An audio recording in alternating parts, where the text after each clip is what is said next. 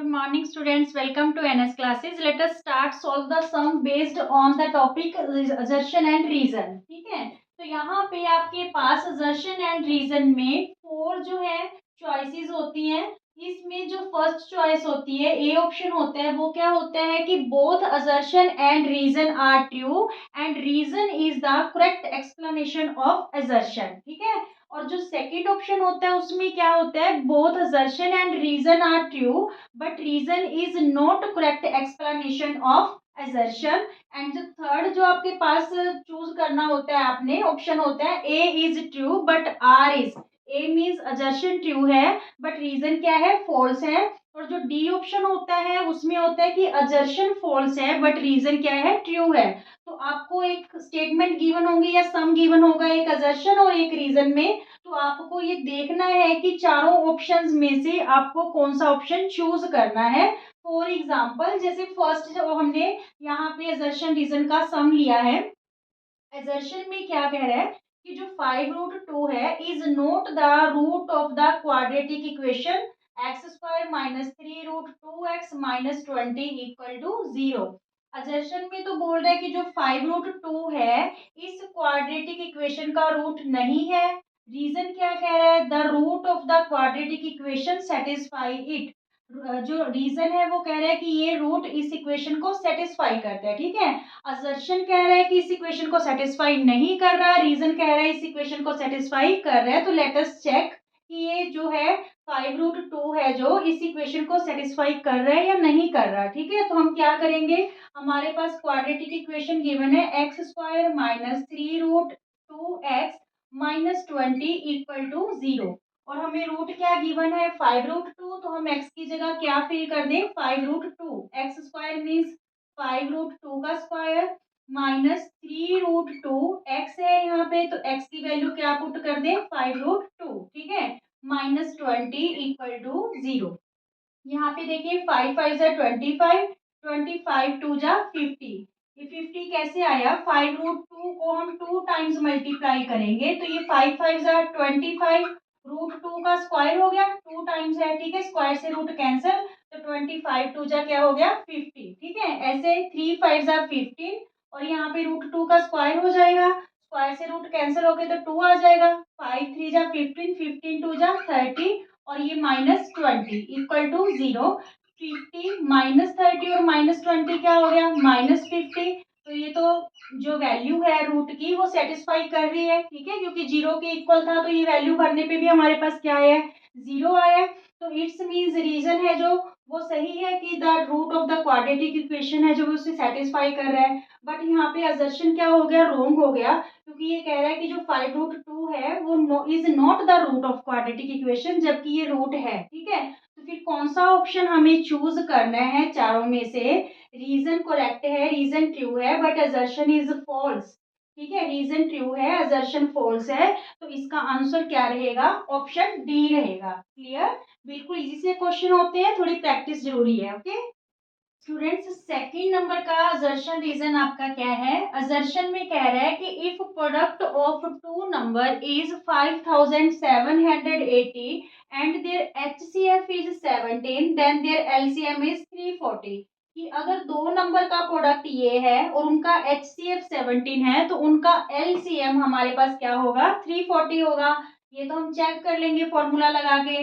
और रीजन क्या कह रहे हैं, HCF is always a factor of LCM. की जो HCF होता है वो हमेशा LCM का क्या होता है, फैक्टर होता है. रीजन करेक्ट है. ठीक है, रीजन सही बोल रहा है कि जो HCF है वो हमेशा LCM का ही क्या होता है, एक फैक्टर होता है. क्लियर, रीजन ठीक है. पहले हम assertion चेक कर ले फिर हम बताएंगे कि क्या जो assertion है हमारा सही है कि नहीं है. देखिए हमारे पास क्या फॉर्मूला है, product of two numbers, product of two numbers equal to HCF into LCM. ठीक है, तो यहाँ पे प्रोडक्ट ऑफ टू नंबर्स हमें क्या दे रखा है, 5780, HCF हमें 17 दे रखा है. तो हम LCM फाइंड आउट कर लेते हैं, फिर मैच कर लेंगे कि LCM 340 आ रहा है या नहीं आ रहा. ठीक है, तो ये 17 लेफ्ट हैंड साइड आके क्या हो जाएगा, डिवाइड हो जाएगा. ठीक है, 17, ओके 17, तो यहाँ पे एलसीएम, ठीक है। अब देखिए 17 से जब हम इसको डिवाइड करेंगे 5780 को, तो 17 3 जा 51, यहाँ पे 6 रहा, 8 लिया, 17 4 जा 68, और ये जीरो यहाँ पे आ गया, ठीक है। 340, एलसीएम क्या आ रहा है 340, इट्स मीन्स असर्शन है जो वो भी ट्रू है, ठीक है। असर्शन भी ट्रू है, रीजन भी ट्रू है, but reason is not correct explanation of assertion. तो फिर हम कौन सा ऑप्शन चूज करेंगे, ऑप्शन बी चूज करेंगे कि both assertion and reason are true but reason is not correct explanation of assertion. Clear students? Third जो हमारे पास रीजन असर्शन का क्वेश्चन है, असर्शन में बोल रहे हैं the factor of root 3x² minus 14x plus 8 root 3 are x minus 4 root 3 and root 3x minus 2, ठीक है। तो ये तो हम चेक कर लेंगे मिडिल टर्म सप्लीट करके कि इस जो ये क्वाड्रेटिक इक्वेशन है इसके ये फैक्टर है या नहीं है। और रीजन में बोल रहे हैं the factors are calculated by dividing the coefficient by 2 and expression is obtained by splitting the middle term। वो क्या कह रहे हैं कि जो ये फैक्टर कैलकुलेट किए गए हैं वो पहले तो डिवाइड किया गया है कोफिशिएंट को 2 से, फिर एक्सप्रेशन को ऑब्टेन किया गया by splitting the middle term. तो चेक करते हैं क्या रीजन है जो इसकी करेक्ट एक्सप्लेनेशन है। सबसे पहले असर्शन चेक करते हैं क्या इस क्वाड्रेटिक इक्वेशन के ये दोनों है जो फैक्टर है या नहीं। देखिए जो ये क्वाड्रेटिक इक्वेशन है इसमें हम मिडिल टर्म सप्लीट करके इसके फैक्टर्स फाइंड आउट करेंगे, ठीक है। प्लस 8 रूट 3 ये हमारे पास क्वाड्रेटिक इक्वेशन है। मिडल टर्म स्प्लिट आपको मैंने बता रखी है कैसे करना है। जो मिडल टर्म होती है इसको टू पार्ट्स में स्प्लिट करना है। कंडीशन क्या रहती है कि अगर हम दोनों को प्लस करते हैं तो उनका जो एडिशन है वो मिडल टर्म के इक्वल आना चाहिए, मींस -14x आना चाहिए, ठीक है। अगर दोनों को मल्टीप्लाई करते हैं, दोनों टर्म्स का प्रोडक्ट है वो फर्स्ट और थर्ड टर्म के प्रोडक्ट के इक्वल आना चाहिए। अब देखिए फर्स्ट और थर्ड टर्म का प्रोडक्ट कितना बन रहा है √3x² इंटू 8 रूट 3, ठीक है। √3x² इंटू 8 रूट 3, तो यहाँ पे √3 का स्क्वायर हो गया, स्क्वायर से रूट कैंसिल, इट्स मीन्स 3 बन जाएगा। 3 8 जा 24, x² मल्टीप्लाई होना चाहिए उनका। क्लियर? ऐड करेंगे इन दोनों टर्म्स को तो वो मिडिल टर्म होनी चाहिए। अगर दोनों टर्म्स को हम मल्टीप्लाई करेंगे तो इनका जो प्रोडक्ट है वो फर्स्ट और थर्ड टर्म के प्रोडक्ट के क्या होना चाहिए, इक्वल होना चाहिए। फर्स्ट और थर्ड टर्म का प्रोडक्ट 8, और ये इसको आप हाफ थ्री भी बोल सकते हो, फुल 3 बन गया तो 8 3 जा 24x² होना चाहिए। क्लियर? अब देखिए जो हमारे पास प्रोडक्ट है इसके आप फैक्टर देख लीजिए।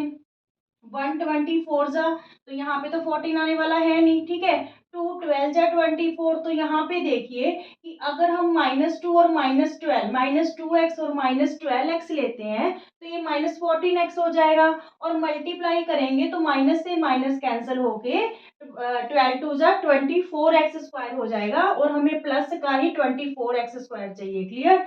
तो चलिए मिडिल टर्म को सप्लीट करते हैं। क्या लिखे, यहाँ माइनस है, एक बार इसको यहाँ बाहर रहने देते हैं, ब्रैकेट यूज कर लेते हैं। 12x प्लस 2x, ठीक है, प्लस 8 रूट 3। अब क्योंकि बाहर जो है ब्रैकेट के माइनस है तो इन दोनों टर्म के साइन चेंज हो जाएंगे, दोनों टर्म नेगेटिव होगी।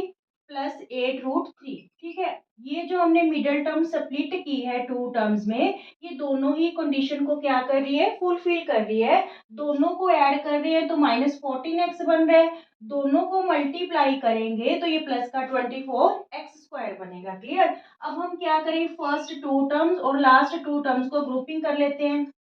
यहाँ देखिए क्या कॉमन है, यहाँ पे हम देखिए √3 कॉमन ले लेते हैं, ठीक है। √3 कॉमन ले लेते हैं तो यहाँ पे साथ में x, क्योंकि x इसके पास भी है इसके पास x² है, तो यहाँ पे रह जाएगा x, ठीक है। क्योंकि √3 भी बाहर आ गया, x² में से x आ गया तो यहाँ पे रह गया x।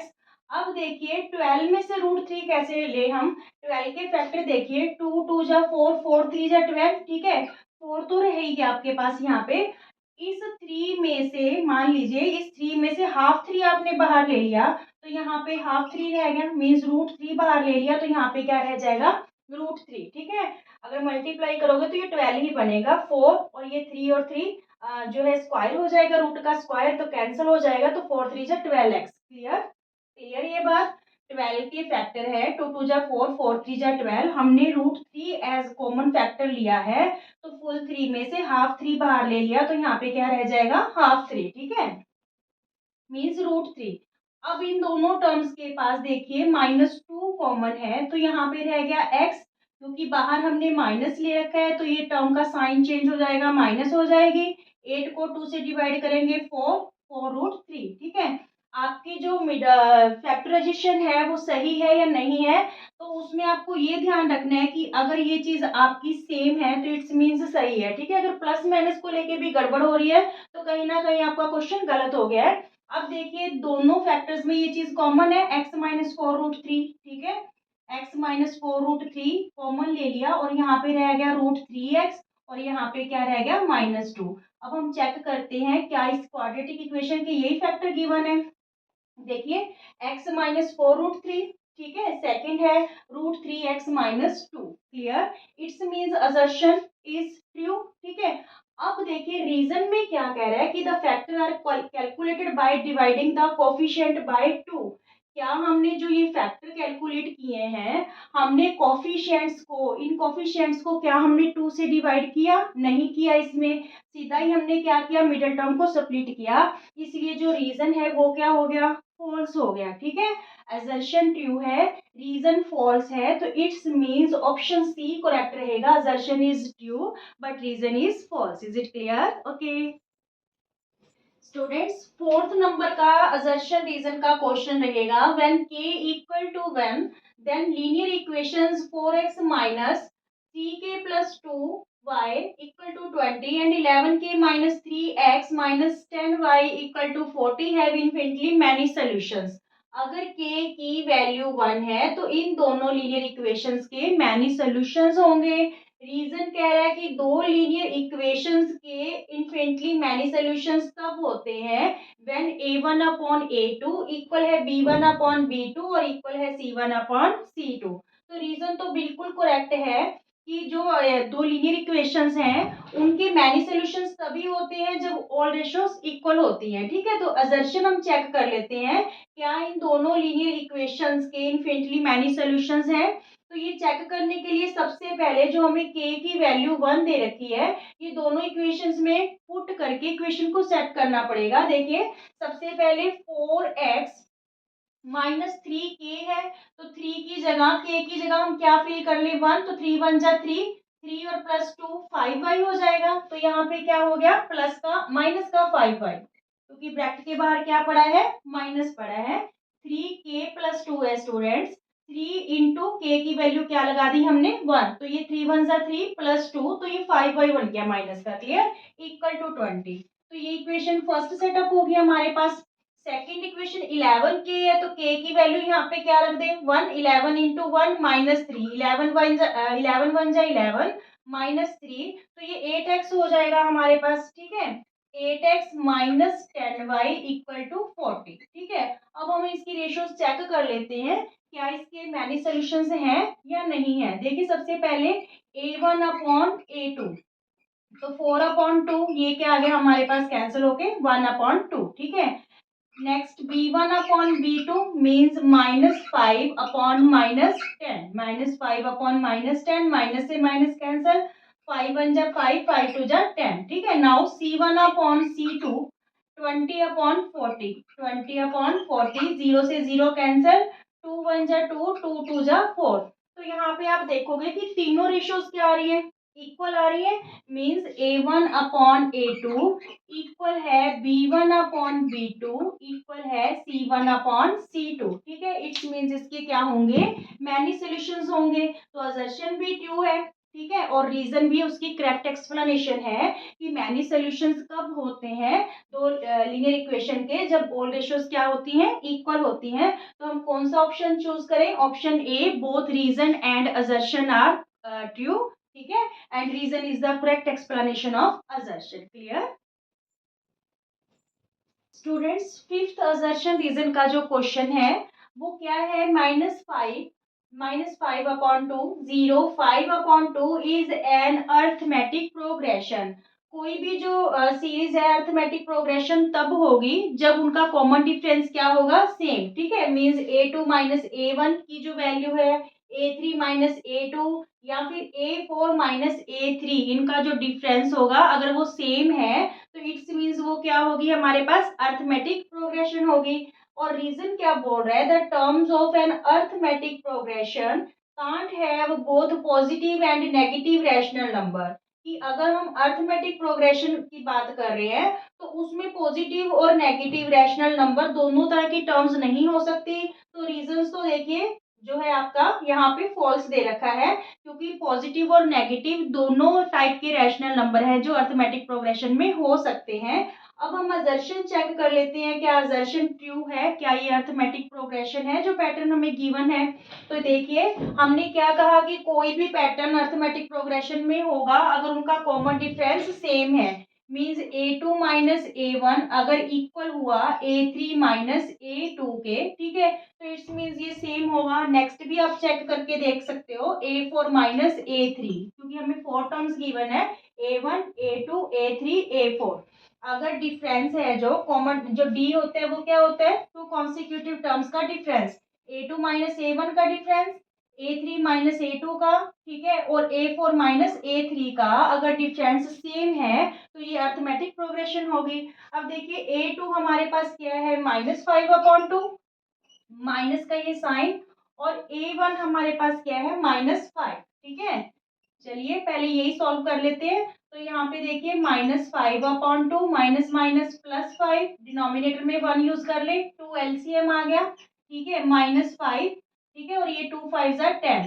तो हमारे पास फर्स्ट टू टर्म्स का कॉमन डिफरेंस क्या आया, 5/2। 10 माइनस 5 क्या आ गया, 5/2। अब हम a3 माइनस, अब देखिए a3 माइनस a2, a3 हमारे पास क्या है, 0। ठीक है, a2 की वैल्यू -5/2, ये तो डिफरेंस का माइनस हो गया और टर्म इज ऑल्सो नेगेटिव, -5/2। तो ये 0 माइनस माइनस क्या हो गया, +5/2। 0 में 5/2 जब प्लस करेंगे तो ये वैल्यू क्या आ गई, 5/2। ठीक है, ये दोनों इक्वल हो गए डिफरेंस। चलिए ये और चेक कर लेते हैं, a4 माइनस a3, a4 आपके पास क्या गिवन है, 5/2, ठीक है, और a3 क्या है, 0 है। तो यहाँ पे 5/2 माइनस 0, 5/2 में जब हम 0 माइनस करेंगे तो क्या आ गया, 5/2। ठीक है, means all differences are equal. ठीक है, जो कॉमन डिफरेंस है वो सेम है सब में, तो इट्स मीन्स असर्शन हमारा ट्रू होगा कि गिवन पैटर्न है जो वो अर्थमेटिक प्रोग्रेशन है। ठीक है, रीजन ट्रू है बट जो सॉरी असर्शन ट्रू है, रीजन फॉल्स है। तो ऑप्शन सी आपका करेक्ट रहेगा, assertion is true but reason is false. Is it clear? Okay.